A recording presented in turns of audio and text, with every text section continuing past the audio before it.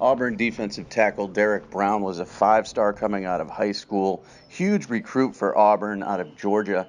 But, his technique wasn't always perfect. His ceiling was so high that it was impossible to keep him from five stars. But he was a little bit erratic when we saw him in one-on-one events and things like that. But on the field, he was a pocket crusher.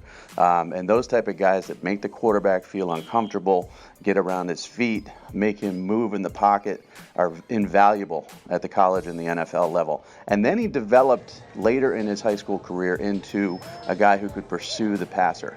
And that's also extremely important to NFL scouts, especially. That's why he's so high on NFL draft boards. 6'4", 320-pound kid, didn't have a lot of bad weight, was very erratic, as I mentioned, technique-wise, because he was an upright guy at first when we saw him, didn't play with great leverage, and then he developed that leverage a little bit better. But he would look great in a couple reps, and then a couple reps he would be handled. And, I think when it was sheer power, no one could handle his strength and his bull rush.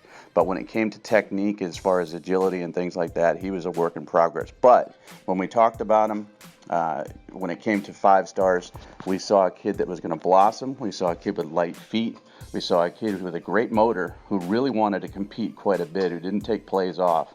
And those were the factors that went into keeping him as a five-star prospect. And it's turned out pretty well. I mean, he's coming back for a season he didn't have to. He was probably a first-round draft pick last year. He's going to be one of the most dominant players in the SEC, and a kid that, as I mentioned, NFL scouts are all over. So the top defensive tackle in the country, in my opinion, and he was similar to that out of high school.